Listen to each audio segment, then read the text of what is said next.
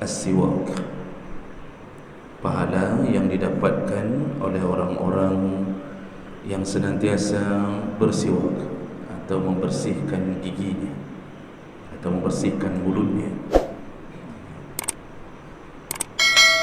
Jemaah melakukan Allah Subhanahu Wa Taala, ada beberapa hadis yang menyebutkan kemuliaan sekaligus anjuran untuk melakukan as-siwak.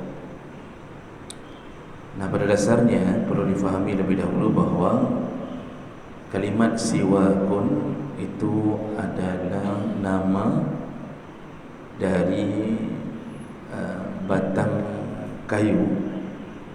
Jadi siwak itu nama dari batang kayu yang digunakan untuk membersihkan gigi atau membersihkan mulut. Dan itu tidak mesti nama batang kayu tertentu, tapi para ulama mengatakan batang kayu apa saja yang digunakan untuk membersihkan gigi dan mulut disebut as-siwak. Salah satu batang kayu yang sering digunakan Nabi namanya al-araq, iaitu batang kayu yang sering Bapak Ibu lihat yang disimpan di kantong, kemudian digunakan untuk bersiwak. Kalau kita melakukan umrah, maka dijual dalam keadaan satu paket atau bahkan diikat-ikat. Nah, itu namanya kayu arak.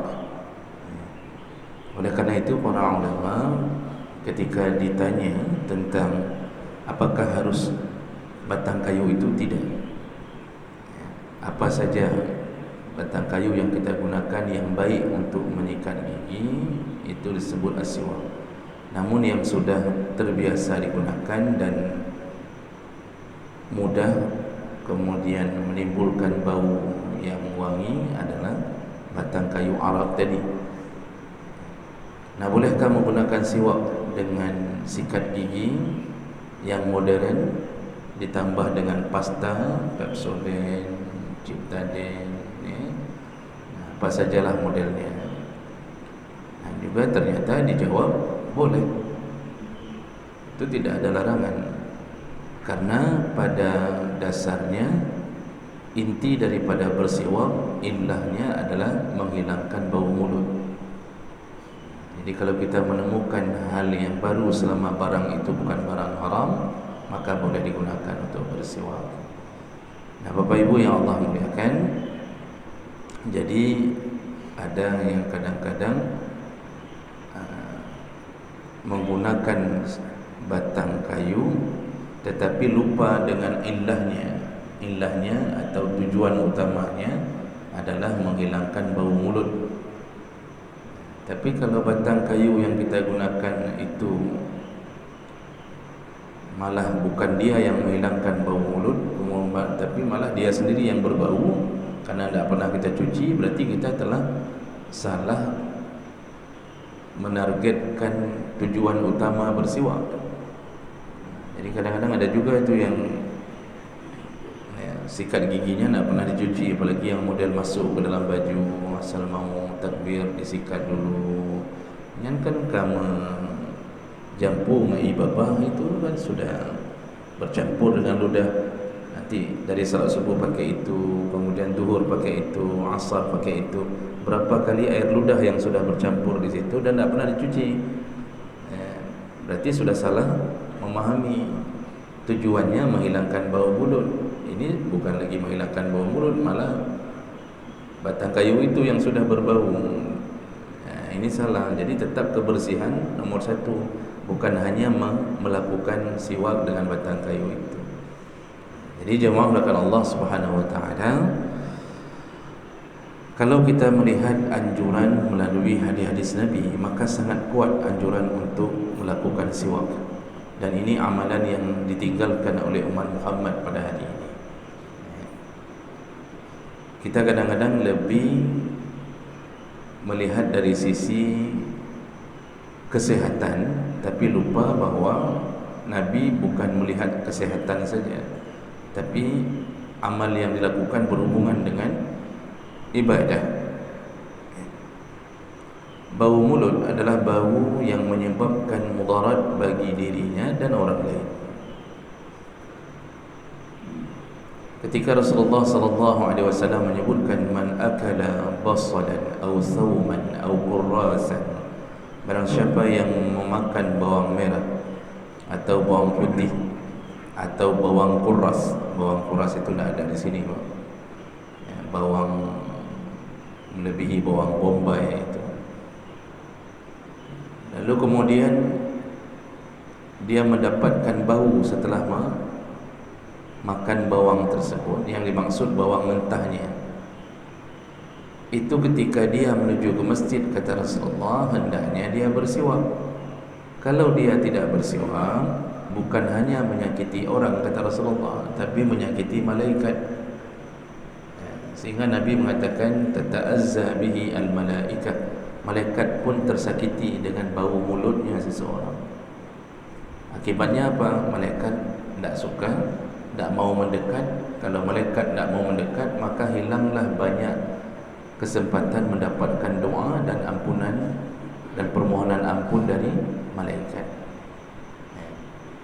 Jadi malaikat pun tak suka kepada orang yang berbau mulut. Oleh kerana itu, salah satu bahagian daripada ibadah ghair mahdhah, jagalah bau mulut dari bau yang membuat orang lain mudarat. Bapak Ibu bisa rasakan kalau kita salat di samping orang yang mubayyabah, ya, kita tidak bisa khusyuk salat kita, apa? Karena kita disibukkan untuk menahan-nahan nafas, dan kita mengatur ritme nafas kita agar tidak bersamaan dengan keluar nafas dia. Artinya kita atur bagaimana caranya tidak tercium bau nafasnya, karena akan sangat mengganggu. Jadi ada orang yang kadang-kadang ketika salat disibukkan menutup mulutnya untuk tidak mendapatkan aroma dari samping, dan ini sangat mengganggu. Jadi oleh karena itu, hati-hati dengan perasaan orang yang tersakiti dengan bau mulut kita. Dan tidak ada orang yang suka, tidak ada suami yang suka kalau istrinya bau mulutnya. Tidak ada yang istri yang suka kalau suami bau mulutnya. Tidak ada. Jadi ini dimuliakan oleh Nabi orang-orang yang suka bersiwak. Dan di antara hadisnya an Aisyah radhiyallahu anha, Nabi sallallahu alaihi wasallam qala as-siwak mutahharatun lil fam wa mardatun lirabbi. Hadis sahih riwayat Bukhari. Kata Rasulullah, bersiwak itu mensucikan mulut, juga mendapatkan ridha dari Allah SWT. Jadi orang yang bersiwak dapat dua kelebihan dalam hadis ini. Yang pertama, mulutnya bersih, suci, ya. Artinya dia pun akan merasa nyaman bagi dirinya dan orang lain. Yang kedua, mardatun lirrabb, ternyata bersiwak itu memancing keridhaan Allah Subhanahu wa taala.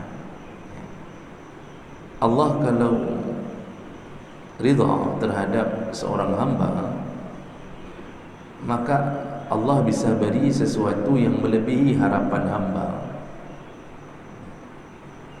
Karena amal kita walaupun banyak tetapi tidak diridhai, maka amal itu tidak bisa menjadi pembuka pintu surga. Tapi amal yang sedikit diridhai bisa membuat kejutan bahawa Allah bisa memilih amal itu untuk masuk surga. Jadi ridha itu adalah kunci daripada beramal. Nah, memancing ridha Allah salah satunya adalah memperbagus urusan kesucian diri melalui apa? Salah satunya as-siwak. Nah, Bapak Ibu yang Allah muliakan, dalam hadis yang lain, hadis riwayat Muslim, Rasulullah sallallahu alaihi wasallam menyebutkan, laula an asyqa ala ummati la amartahum bisiwak ala inda kulli salat. Seandainya tidak berat bagi umatku, maka sungguh aku akan mewajibkan siwak kepada umatku di setiap waktu salatnya. Bahasa Nabi seandainya tidak berat. Nabi tahu itu akan menjadi berat bagi umatnya yang di setiap waktu salat dia harus menyikat giginya. Tapi Nabi ingin mengatakan seandainya boleh, seandainya tidak memberatkan, sungguh akan kewajibkan. Berarti bahasa ini menunjukkan Nabi sangat ingin menerapkan kewajiban untuk melakukan siwak. Sangat ingin. Cuma kerana Nabi memandang dari sisi jangan sampai umatnya merasa agama ini berat untuk mereka, maka Nabi hanya mengatakan sebuah ungkapan, menyohana berat kupu wajib. Cuma kerana belum yakin berat kakek menyohanan, sesuka kalian dah bersiwak. Tapi ini menunjukkan bersiwak ini hukumnya sunnah, dan sunnahnya sangat kuat, sunnah muakkadah. Karena bahasa Nabi seandainya boleh pasti kewajibkan. Jadi jemaah melakukan Allah Subhanahu Wa Taala, bersiwak ini bahkan Nabi SAW ketika bersiwak itu betul-betul serius. Maka dalam salah satu hadis disebutkan an Abi Musa al-Ash'ari radhiyallahu anhu qala ataitu an-nabi wa huwa yastaqu bis-siwak ratbin. Pada suatu hari, kata Abi Musa al-Ash'ari, aku menjumpai Nabi SAW dan beliau sedang melakukan siwak, dengan kayu yang basah. Qal wa tarafu siwak ala lisanihi wa huwa yaqul a wa siwak fihi ka'annahu yatahawwaq. Aku melihatnya bersiwak, kata Abi Musa al-Ash'ari, beliau betul-betul membersihkan mulutnya dengan siwak, bahkan sampai mengeluarkan kalimat aq. Itu bahasa kebiasaan orang Arab. Nah, maksud kalimat itu, maksud suara itu adalah as-siwak fihi ka'annahu yatahawwaq, seperti orang mau muntah. Bahasa Gedanya apa? Sampai karam muleo apa bahasa Indonesianya apa? Berdoa. Apa bahasa Indonesianya muleo? Orang mau muntah kan keluar suara begitu kan? Nah, maksudnya Nabi saking seriusnya dia bersiwak, budak-budak gesikan sampai itibit orang kena muntah. Jadi betul-betul dia masukkan ke dalam, dia masukkan ke kiri. Kita juga sering kadang-kadang ketika kita sikat gigi agak lama, kemudian seperti keluar orang mau muntah begitu. Nah, begitulah Nabi melakukan siwak saking seriusnya. Jadi bukan hanya cilek 3-2 enggak begitu, betul-betul dia melakukan siwak. Dan ini hadis riwayat Bukhari Muslim.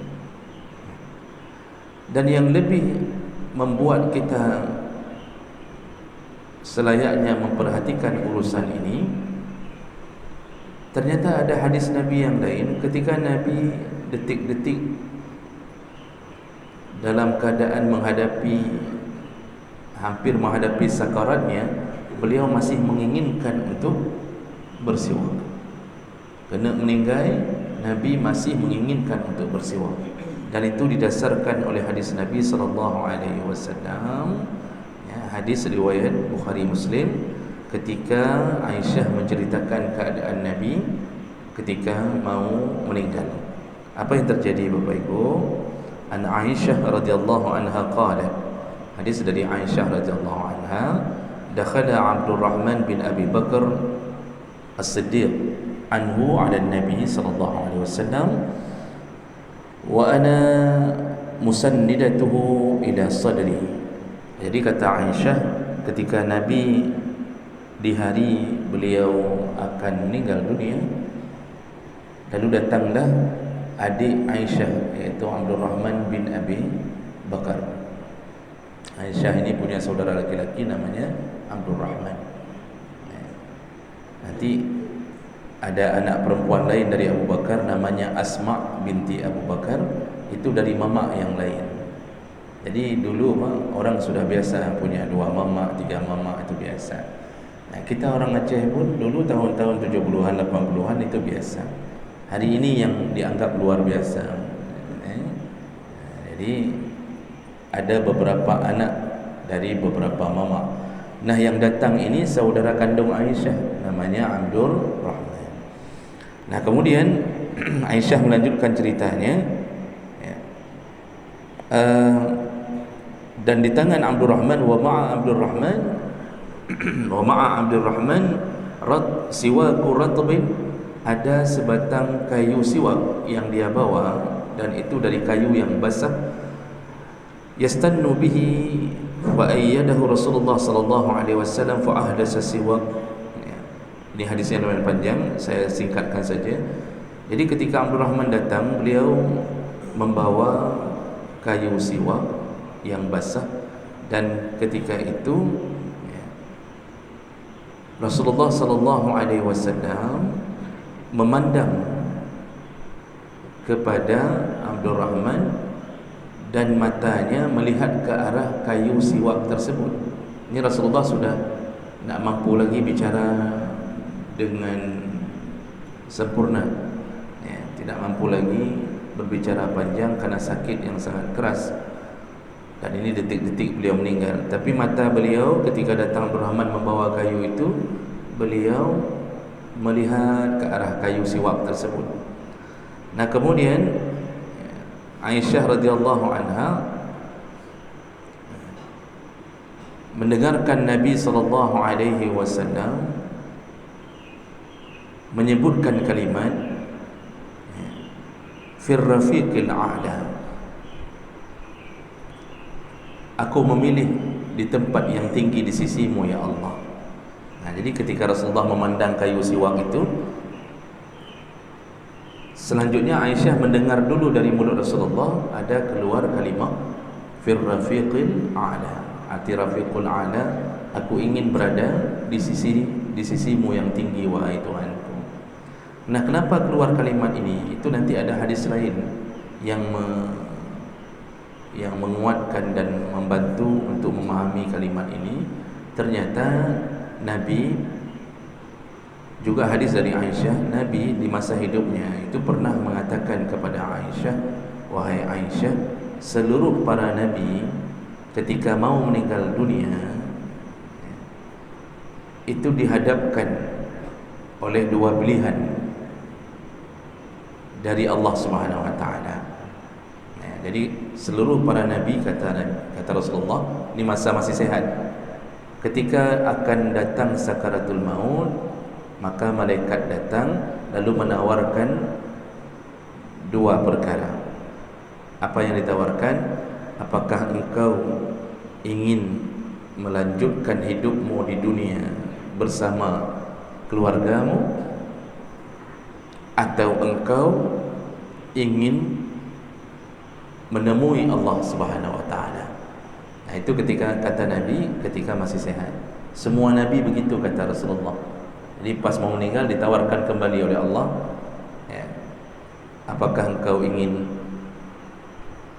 kupanjangkan umur untuk hidup bersama keluargamu lagi, ya, artinya diberi kesempatan untuk berlama-lama dengan keluarga di dunia, atau engkau ingin bertemu dengan Allah Subhanahu wa taala. Nah, jadi ketika Rasulullah mengeluarkan kalimat fir rafiqil a'la, di situ Aisyah faham bahwa beliau sedang ditanya oleh malaikat.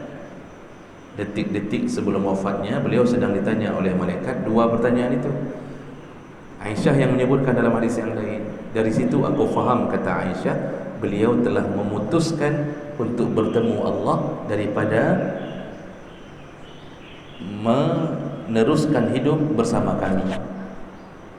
Jadi Aisyah yang dengar, karena beliau berada di pangkuan Aisyah ketika meninggal. Jadi Aisyah langsung menyebutkan dalam hadis itu, kami satu keluarga sudah tahu beliau sudah sangat rindu bertemu dengan Allah Subhanahu wa taala. Jadi tidak mau menerima pilihan untuk hidup lagi bersama keluarga dan umatnya. Maka keluarlah kalimat fir rafiqil a'la, aku ingin bersamamu di tempat yang tinggi ya Allah. Begitu Nabi mengucapkannya. Dan itu juga menjadi tanda bahawa sudah datang waktu untuk sakarat. Nah, lalu kemudian Aisyah menyambung dalam hadis ini, setelah Rasulullah menyebutkan kalimat fir rafiqil a'la salasan 3 kali, Nabi menjawab permintaan itu. Lalu Aisyah mengatakan summa qudiya alaihi wa fi lafdhin fara'aituhu yanzuru ilaihi araftu annahu yuhibbu siwak. Dan kulihat mata Rasulullah terus memandang ke arah siwak yang dibawa oleh Abdul Rahman, dan aku faham beliau ingin menyikat gigi sebelum meninggal dunia. Faqultu akhuzhu laka fa asyarra bi ra'sihi. Lalu aku bertanya kepada Rasulullah, ya Rasulullah, kamu ingin bersiwak? Rasulullah kemudian menundukkan kepalanya, artinya menganggukkan kepalanya, memberi tanda dia ingin bersiwak. Maka Aisyah mengambil siwak dari Abdul Rahman, disikatlah gigi Rasulullah SAW sebelum meninggal. Ini hadis Bukhari Muslim ini menunjukkan apa Bapak Ibu? Saking kuatnya keinginan Nabi memerintahkan siwak dan keinginan Nabi sendiri bersiwak, sampai kena meninggal disuruh bersiwak. Namun tentu hal ini kita tidak bisa melakukannya hari ini sembarangan. Orang tengah sakarat tiba-tiba ada siwak, itu nak ada pak di keluarga orang. Orang sedang sakarat, nafas sudah tersengal-sengal, karena sakarat itu akan menimbulkan gharghar, yugharghir, jadi menimbulkan suara ghar, begitu kata Rasulullah. Lalu tiba-tiba kita ambil sikat gigi, kita sikat. Itipak ada liana ni. Dulu Aisyah memahami maksud Nabi. Jadi dengan begitu, ini anjuran bersiwak ini salah satu anjuran yang sangat diinginkan Nabi kepada umatnya. Sangat diinginkan Nabi dari umatnya. Maka Bapak Ibu yang Allah muliakan, hendaknya kita tidak meninggalkan sunnah untuk bersiwak. Jadi jangan sampai jarang tak dikaigong. Seharusnya kita menjaganya siang dan malam.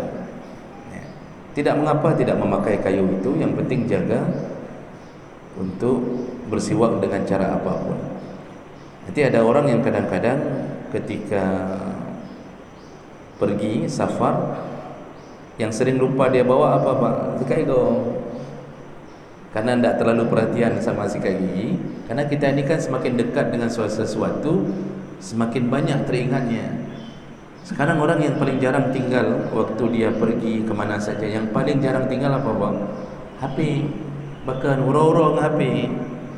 Semakin jarang kita bergaul dengannya, maka semakin jarang dan semakin tak teringat kita. Makanya yang paling sering tinggal waktu kita pergi kemana pun adalah sikat gigi. Dia jauh banda masa kedua sikat gigi. Alah kakeh lah, ya sudahlah. Alah meleh uruh nak tersikat ke hana bubu katanya. 3 hari nak sikat gigi mah. Dah keceri dia nang 3 hari nak sikat gigi mah. Makanya ini kenapa sering lupa? Karena tidak terbiasa bersiwak. Sebagai penutup kita, maka hendaknya kita tahu waktu-waktu yang sangat disunnahkan untuk bersiwak. Dan ini semua berdasarkan hadis-hadis yang sahih. Yang pertama, ketika berwudu. Jadi ketika berwudu itu disunnahkan untuk bersiwak berdasarkan hadis Nabi riwayat Ahmad, laula an asyqa ala ummati la amartahum bisiwak inda kulli wudu. Kalau tidak berat bagi umatku maka akan kusuruh atau kuwajibkan bersiwak di setiap waktu wudunya. Jadi waktu siwak yang pertama yang sangat dikuatkan adalah ketika berwudu. Kapan dilakukan? Sebelum wudu sikat gigi dulu. Sebelum berwudu sikat gigi dulu baru berwudu. Kemudian ada juga yang mengatakan ketika berkumur-kumur. Namun kalau kita lakukan siwak ketika berkumur-kumur, kalau terlalu lama akan menyebabkan amalan wudunya tidak mualat, tidak bersambung, tidak mualat, dan ini makruh. Makruh. Nah, jadi lebih bagus sebelum wudu siwak dulu. Kemudian yang kedua ketika solat. Maksud ketika solat bukan ketika mendirikan solatnya, ketika mau mendirikan solat. Dan juga ini berdasarkan hadis riwayat Bukhari yang kita bacakan tadi. Kata Rasulullah, laula an asyqa ala ummati la amartahum as-siwak inda kulli shalah. Seandainya tidak berat bagi umatku, sungguh akan kusuruh sikat gigi di setiap waktu solatnya. Jadi orang yang mau mendirikan solat itu tadi sudah berwudu. Lalu ketika dia mau mendirikan salatnya, bangun untuk salat, disunnahkan untuk bersiwak. Cuma ceritanya seperti cerita tadi, kadang-kadang sikat gigi yang dia lakukan ketika mau salat itu juga harus dibersihkan. Jadi pilihannya kalau seandainya bisa dua-duanya. Kalau tidak bisa paling kurang waktu wudu sudah sikat gigi walaupun belum mandi. Jadi hana ucih mana? Kita terbias dengan perintah guru SD yang mengatakan bahwa waktu mandi jangan lupa sikat gigi. Jadi kita sikat gigi hanya waktu mandi. Padahal sikat gigi itu setiap kali wudu. Berarti 5 kali sehari itu paling kurang kita sikat gigi. Nah, kemudian ketika membaca Al-Quran, ketika hendak membaca Al-Quran itu disunnahkan bersiwak berdasarkan hadis Nabi dari Ali bin Abi Thalib radhiyallahu anhu, riwayat Baihaqi dengan derajat yang sahih. Kata Ali bin Abi Thalib, kami diperintahkan oleh Rasulullah untuk bersiwak ketika ingin membaca Al-Quran. Makanya Nabi mengatakan, innal 'abda idza qama yusalli atahu al-malak faqama khalfah yastami' al-Quran. Seseorang ketika sedang mendirikan salat lalu dia mulai membaca ayat-ayat Al-Quran, maka malaikat berada di belakangnya mendengarkan ayat-ayat tadi. Wa yadnu, malaikat itu mendekat, fala yazalu yastami' yadnu hatta yad'afahu ala fihi fala yaqra ayatan illa kanat fi jawfil malak. Jadi malaikat paling suka mendengarkan orang yang membaca Quran. Kalau sudah ada ayat Quran keluar dari mulut seseorang, malaikat segera mendekat, terus mendekat, dan dia senang di samping orang itu sampai selesai dia membaca Al-Quran. Makanya hadis ini menyebutkan tentang sebelum baca Quran bersiwaklah lebih dahulu. Jadi Ali tadi mengatakan kalau kami ingin membaca Quran, Nabi menyuruh kami untuk membaca untuk bersiwak, karena malaikat suka sama orang yang wangi mulutnya. Nah, kemudian ketika masuk ke rumah itu sunnah siwak berdasarkan hadis dari Miqdam bin Syurai, sa'altu Aisyah qultu bi ayyi shay'in kana yabda'u an-nabi sallallahu alaihi wasallam idza dakhala baitah. Jadi Miqdam bin Syurai itu pernah bertanya kepada Aisyah, ya Aisyah, kalau Rasulullah masuk ke rumahnya, kalau dia keluar dari rumah dalam waktu yang lama lalu dia kembali ke rumahnya, apa yang dilakukan pertama sekali oleh Rasulullah? Apa jawaban Aisyah? Qalat as-siwak. Rasulullah selalu sikat gigi. Ini perjalanan yang dekat atau jauh. Perjalanan jauh lebih utama. Jadi kalau pulang-pulang dari manapun itu sunnah untuk menyikat gigi lebih dahulu ketika pulang ke rumah. Itu ternyata adalah kebiasaan Nabi SAW. Dan ini kadang-kadang kita lupa dan meremehkannya, sehingga kita pulang, Kadang-kadang pulang dari luar kita sudah minum apa, makan apa, ya, kemudian kita langsung masuk ke rumah, tidak ada siwak, lalu kita bersama istri, dan istri yang menjadi korban dari hasil makanan kita tadi, ya. Nah, disitulah pelajaran bahawa ternyata menghargai orang rumah salah satunya dengan cara bersiwak. Belum tawar rijo, nah, itu lebih sunnah dan lebih kuat untuk bersiwak. Dan yang terakhir, ketika hendak melakukan salat malam juga sunnah untuk bersiwak. Berdasarkan hadis dari Huzaifah, hadis riwayat Bukhari Muslim, anna Rasulullah sallallahu alaihi wasallam kana iza qama min al-lail yasusu fahu bisiwak. Rasulullah kalau sudah bangun di malam hari ingin salat, beliau bersiwak lebih dahulu. Begitu 5 tempat yang paling kuat disunnahkan untuk bersiwak. Jadi jemaah melakukan Allah Subhanahu wa taala, ini amalan yang besar pahalanya di sisi Allah, sekaligus membuktikan cinta kita kepada Nabi sallallahu alaihi wasallam. Di urung-urungnya gepegah cinta Nabi aju-aju. Ketika ego handam, padahal salah satu membuktikan cinta Nabi adalah mengikuti apa yang dilakukan oleh Nabi sallallahu alaihi wasallam. Baik, ada waktu sedikit 5 menit, silakan Bapak. Waalaikumsalam warahmatullahi wabarakatuh.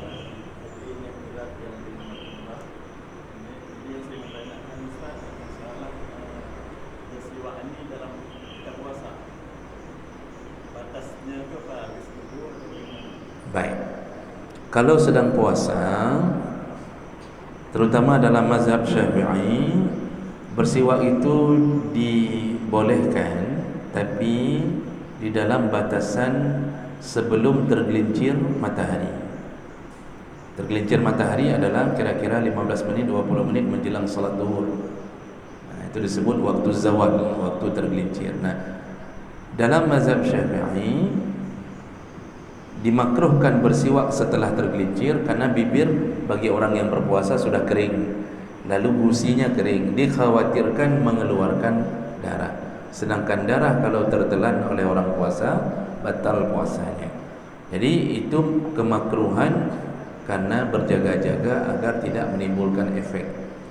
Jadi kalau mau sikat gigi bagi orang puasa ya dari subuh sampai sebelum duhur, sebelum datangnya waktu duhur, itu masih silakan untuk menyikat gigi atau bersiwak. Dan satu lagi manfaatnya, kenapa tidak disuruh sikat gigi dalam Ramadan atau bahkan dalam puasa-puasa sunnah, itu tidak digemarkan untuk terus-terusan sikat gigi bagi orang puasa, karena orang puasa itu memang dimuliakan bau mulutnya. Jadi pengecualian, Pak, ada pengecualian. Memang Allah suka sekali dengan bau mulut orang yang puasa. Sampai Nabi mengatakan lebih baik di sisi Allah daripada bau kasturi, min rihil mis. Sedangkan bau kasturi salah satu dari model bau surga. Kenapa lebih mulia bau mulut orang yang puasa? Karena surga tidak melakukan ibadahnya, tidak ada perintah ibadahnya untuk menunjukkan ketaatan kepada Allah. Sedangkan orang puasa dia lakukan itu hanya karena taatnya kepada Allah. Maka kemuliaan itu yang didapat. Makanya jangan sering-sering sikat gigi kalau orang yang puasa, cukup hanya sebelum zuhur saja. Ya. Baik. Waktu duhur, kalau sudah datang waktu duhur sudah makruh. Zawal itu sebelum duhur, kira-kira 15 menit atau 20 menit waktu tergelincir. Silakan. Waalaikumsalam.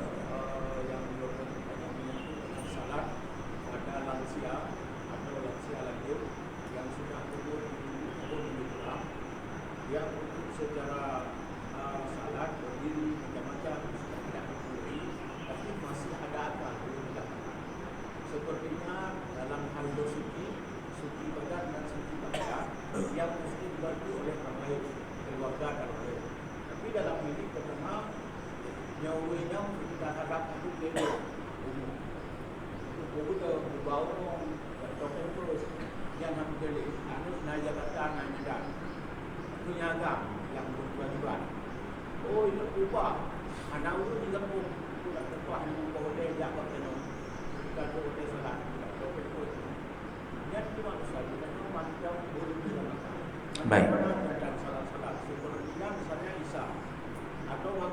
keluarga kita baru bisa datang jam 10:30. Baru merawat saya akan ke kampus dan lain. Baik. Takut dengan salat, apa boleh salat apa ada. Baik. Ada kondisi ketika kita sudah sangat tua yang kadang-kadang kita dipakaikan pampers, tapi akal kita masih sehat. Akal masih sehat. Kita tidak gila, belum jawai, tidak pikun, ya. Maka selama akal masih sehat, maka wajib solat. Itu dulu yang perlu difahami, wajib solat, ya. Hari ini ada orang yang akal masih sehat, anak semayang ni, berarti yang pungut sebenarnya itu, ya. Maka dia belum sehat, akal rawenya pungut masa muda, sudah gila di masa muda, sudah tidak solat lagi. Padahal selama akal masih sehat, tetap wajib solat. Makanya solat itu kan diatur, bang, ya. Dari mulai kalau mampu berdiri, maka berdiri. Nak mampu duduk berbaring. Nak mampu berbaring, telentang. Nak mampu telentang, memakai bahasa anggukan kepala. Nak sanggup anggukan kepala, bahasa mata. Nak sanggup lagi dengan bahasa mata, bahasa isyarat apapun. Nak sanggup lagi, selama akal masih ada, maka dia apapun yang dia bisa lakukan. Ya. Kalau sudah tidak tahu apa-apa lagi, berarti sudah saatnya disolatkan. Kan begitu ceritanya. Nah, sekarang ada orang tua ini, kalau dia ingin solat, tentu dia tidak baru sah solatnya ketika terlepas najis dari dirinya, sedangkan dia masih memakai pampers. Lalu kemudian anak-anaknya jauh, istrinya pun mungkin menderita hal yang sama. Kalau diupah ke orang untuk mengurus, bisa jadi orang itu tidak bisa datang tepat waktu seperti cerita tadi. Nah, apa yang harus lakukan? Nah, inilah kondisi ketika kita disebut mudharat, maka tetap wajib solat, terutama dalam pandangan mazhab Syafi'i. Tidak gugur solat itu, tetap wajib solat. Kalau kita mau solat datang waktu zuhur sampai waktu asar, isteri tidak ada, yang orang upah, yang kita upah untuk mengurusi kita pun kadang-kadang bisa datang habis asar, maka tetap wajib solat walaupun berlumuran dengan najis. Tapi solat itu tidak sah. Maka dalam mazhab Syafi'i disebut solat untuk menghormati waktu, ya. Jadi sekedar melakukan kewajiban. Begitu sudah diselesaikan nanti habis asar oleh orang yang membersihkan, maka wajib mengqadha salat yang tadi kita lakukan hanya sekedar menghormati waktu. Jadi tidak gugur solat itu, tetap gayung. Oh, tiba-tiba meninggal, sambil menunggu orang itu sebelum asar meninggal, di sisi Allah kita telah berjuang untuk menegakkan ketaatan sampai akhir hayat kita, maka itu tidak menjadi dosa di sisi Allah Subhanahu wa taala. Jadi benar-benarlah tegakkan salat sampai datangnya sakaratul maut. Jadi tinggal qadha ketika sudah bersih. Oh, 2-3 waktu salat lewat, qadha ketika sudah bersih 2-3 waktu itu. Baik, kira-kira begitu. Silakan.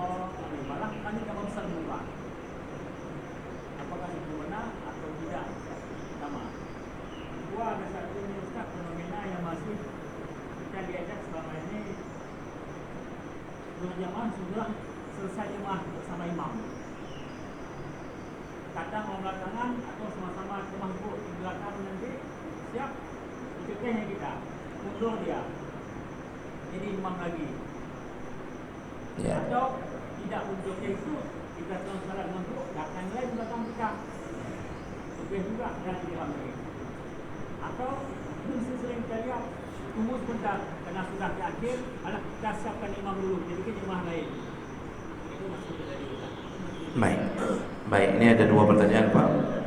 Yang pertama, orang yang ketika berwudu dia cuci kaki, karena kemungkinan jari-jari kakinya agak rapat sehingga dia hanya menahan air di keran, sehingga dikhawatirkan tapak kakinya tidak basah.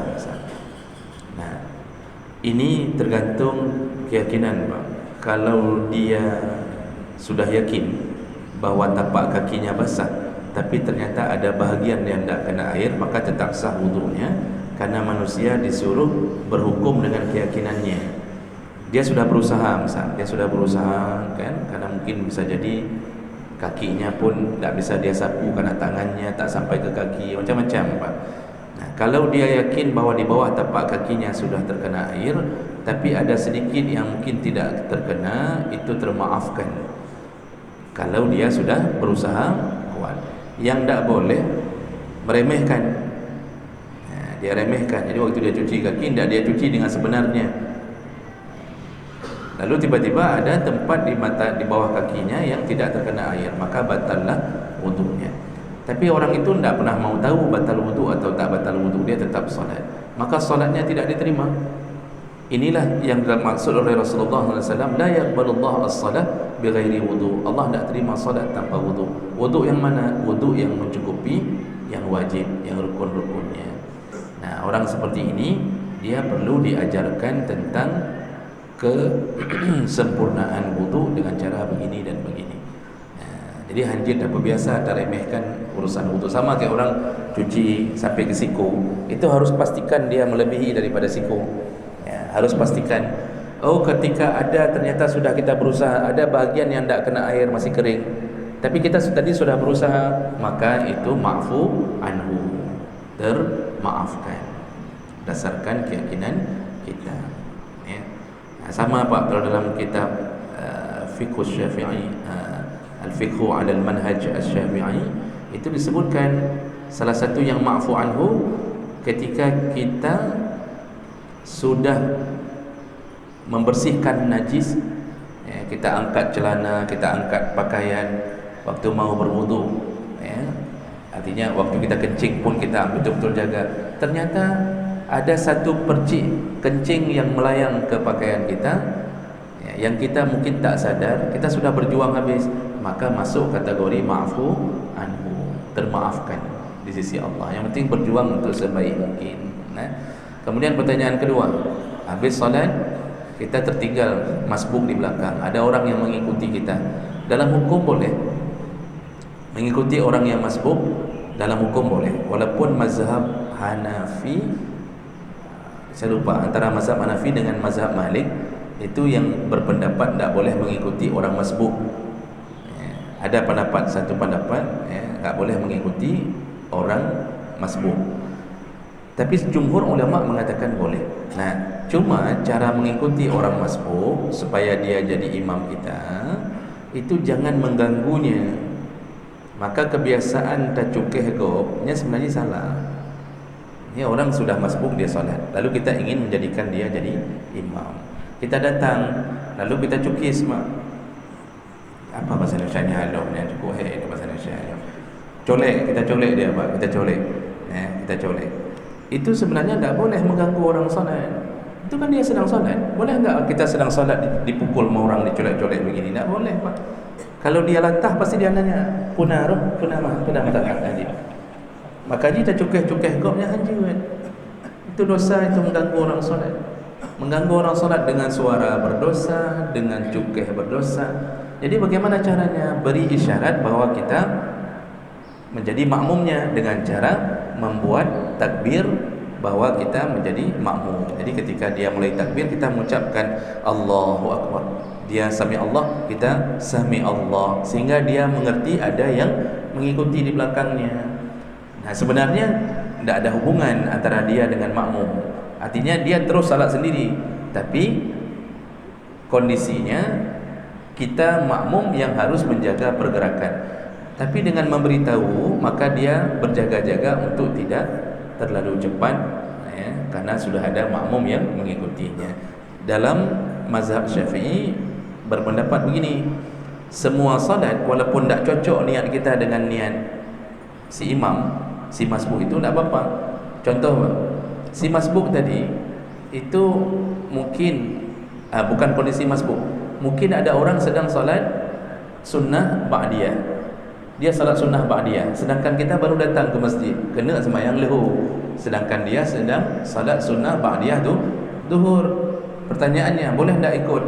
Dia ni niatnya salat sunnah, sedangkan kita mau salat wajib zuhur, boleh tak ikut dia? Boleh. Kenapa? Mazhab Syafi'i mematenkan, asal Syafi'i dan Hanbali sama, salat yang sama fi'liyahnya, maka boleh diikuti walaupun berbeda niat. Ya. Ada rukuknya, ada i'tidalnya, ada sujudnya, sama fi'liyahnya, perbuatan, walaupun berbeda niat boleh diikuti, dan kita dihitung dengan niat masing-masing. Dan yang tak boleh yang berbeda fi'liyah. Ada orang sedang solat jenazah, kita mau solat zuhur, kita ikut orang solat jenazah, boleh tak? Tak boleh, kerana ikutnya hanya rukuk ke, dia tak ada i'tidalnya, tak ada sujudnya. Begitu yang dipatenkan dalam mazhab Syafi'i dan Hanbali. Jadi tak mengapa. Nanti ada perbezaan mazhab ya. Ada perbezaan mazhab. Nanti mazhab Hanafi mengatakan tak boleh, harus sama niat baru boleh. Mazhab Malik juga punya pendapat sendiri. Tapi Syafi'i dan Hanbali boleh. Silakan rujuk ke kitab Fiqh Islami wa Adillatuh dalam masalah ini. Nah, kemudian yang terakhir, ada yang ingin membuat jamaah baru. Jadi karena yang masbuk tinggal sedikit lagi, lalu dia tak mau ikuti masbuk, dia buat jamaah baru. Nah, ini ada masalah. Kalau kita rujuk ke kitab, jumhur ulama kecuali mazhab Hanbali itu semua mengatakan makruh mendirikan jamaah gelombang kedua selama tidak ada izin dari imam rawatib. Kalau dalam mazhab Syafi'i dan Hanbali langsung mengatakan bahawa mau buat jamaah gelombang kedua di masjid yang masih ada imamnya di situ, berarti belum pulang, artinya orang masih berzikir kan, segala macam kan. Lalu kita kan sering kita lihat sudah ada jamaah ikut tirau ke buka baru, itu makruh membuat jamaah gelombang kedua. Kalau dalam mazhab Syafi'i langsung dikatakan kecuali dengan izin imam ratib. Jadi itu salah seorang harus temui imam dulu, tanya pada ku imam, dengku ya lah izin kamu pegot jamaah baru. Kalau dia bilang okey, ada masalah, okey gas saja kan. Dia suruh okey gas yang tancap aja pak. Kalau tidak makruh, tidak disukai solat itu. Dan ternyata Hanbali pun mengatakan yang sama, Maliki, Hanafi mengatakan yang sama. Jadi kenapa jumhur ulama mengatakan makruh membuat jamaah gelombang kedua? Kalau itu diizinkan, maka akan menyeleweng dari perintah Nabi untuk salat di awal waktu. Karena semua orang akan mengatakan apa? Hendak mentang dah pegang gerau, sama juga pahalanya. Sehingga yang terjadi, yang datang ke masjid habis azan 10 orang. Sebab nanti yang kantor itu buat jamaah sendiri, nanti yang kantor itu entah pegang jamaah gerau, amannya sama saja. Tak sama apa? Jamaah gelombang kedua, gelombang ketiga itu dimakruhkan untuk dibuat karena semua orang diminta untuk mengejar bersama imam setelah azan. Jadi silakan rujuk ke kitab-kitab fikih, semua jumhur ulama mengatakan makruh. Makanya dalam mazhab Syafi'i kalau sudah terlambat itu sebaiknya, kalau tidak ada lagi jamaah sedangkan orang masih zikir, imam masih zikir, kita sudah terlambat dan tidak ada yang masbuk, maka sebaiknya solat sendiri. Itu lebih utama. Tadi saya bilang kecuali mazhab Hanbali, hanya mazhab Hanbali yang mengatakan anakku pedang maju jamaah, itu lebih baik. Tapi jumhur ulama mengatakan lebih bagus solat sendiri kalau sudah tidak ada lagi orang yang bisa diikuti. Dan ini tentu akan menjadi sebuah berita yang aneh bagi orang yang sering melakukan.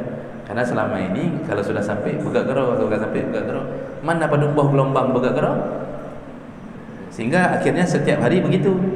Tak datang waktu azan, tak begak gerau, tak begak gerau. Yang boleh yang begitu siapa pak? Musafir. Kalau musafir boleh datang serombongan, lalu kemudian dia membuat sesama musafir, itu tak mengapa, dibolehkan. Okey, baik.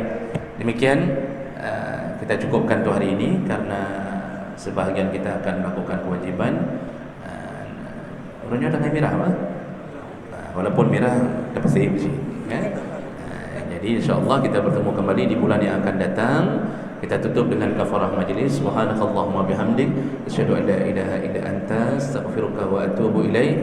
Wassalamualaikum warahmatullahi wabarakatuh.